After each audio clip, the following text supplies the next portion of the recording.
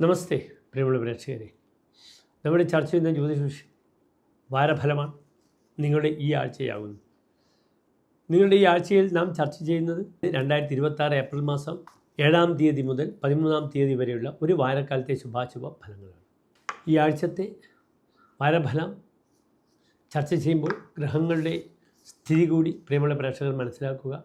ഇപ്പോൾ ഈ വാരത്തിൽ ശുക്രൻ മേടൻ രാശിയിലാണുള്ളത്, വ്യാഴം മിഥുനൻ രാശിയിലും, കേതു ചിങ്ങൻ രാശിയിലും, ചന്ദ്രൻ ധനുവിലും, 12-ാം ഭാവത്തിൽ സൂര്യനും ചൊവ്വയും ശനിയുമാണ് സ്ഥിതി ചെയ്യുന്നത്.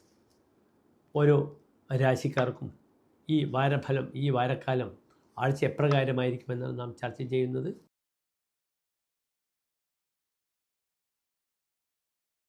അവിട്ട നക്ഷത്രത്തിലെ അവസാനത്തെ 30 നാഴിക, ചതയം പുരൂരുട്ടായ നക്ഷത്രത്തിലെ ആദ്യത്തെ 30 നാഴിക വരുന്ന 2 നക്ഷത്ര സമൂഹം. ഇവിടെ കുംഭൻ രാശിക്കാർക്ക് രാശിയിൽ ബുധനും രാഹുവും, 2-ാം ഭാവത്തിൽ സൂര്യൻ ചൊവ്വ ശനി, 3-ാം ഭാവത്തിൽ ശുക്രൻ, 5-ാം ഭാവത്തിൽ വ്യാഴം, 7-ാം ഭാവത്തിൽ കേതു, 11-ാം ഭാവത്തിൽ ചന്ദ്രൻ. ഇവിടെ 11 നിൽക്കുന്ന ചന്ദ്രൻ ഒരു സന്താന സൗഭാഗ്യത്തിനൊക്കെ നല്ല അനുകൂലമായ സമയം സംജാതമാകും. സഞ്ചാരപതിയായ ബുധൻ കുംഭൻ ലഗ്നത്തിലുമുണ്ട്. അതിനാൽ സന്താന വിഷയങ്ങൾക്ക് ചില ട്രീറ്റ്മെൻറ്റ് അല്ലെങ്കിൽ ഡോക്ടറെ കാണിക്കുക, അതിനുവേണ്ട ചികിത്സകളൊക്കെ ചെയ്യാൻ അനുകൂലമായ സമയമാണ്. അപ്രകാരം തന്നെ സന്താന സംബന്ധമായ ഒരു ശ്രേയസ്സും അനുഭവപ്പെടുന്ന വാരമാണിത്. ലഗ്നത്തിലുള്ള ബുധൻ പല രീതിയിലുള്ള കൺസൾട്ടൻസി ഉപായങ്ങളൊക്കെ അന്യർക്ക് ഉപദേശിച്ച് കാശ് വാങ്ങാൻ പറ്റുന്ന മേഖലയാണ്.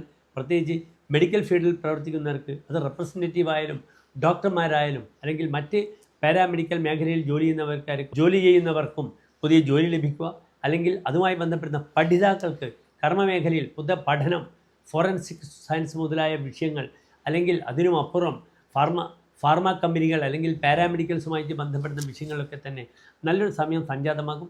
പഠിതാക്കൾക്ക് ഏറ്റവും നല്ല സമയമാണ്. 5-ൽ നിൽക്കുന്ന വ്യാഴം വിലാസേ മതിർ ബുദ്ധികെ ദേവവിജയ ഭവേ ജൽപക കൽപകോ ലേഖകോവ, ധാരണ എഴുതുവാനും പറയുവാനും സംസാരിക്കുവാനുമുള്ള ഒരു സമയം പ്രദാനം ചെയ്യും.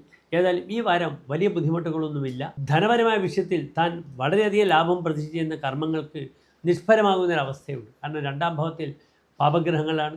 ഭൂരിദ്രവ്യ, ധാരാളം ധനം കിട്ടും.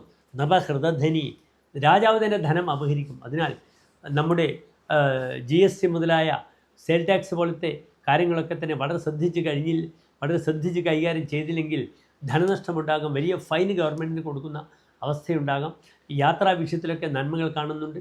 എല്ലാം തയ്യാറെടുത്താൽ ഏതാനും അടുത്ത വാരം വിദേശ യാത്ര വളരെ അനുകൂലമായിരിക്കും.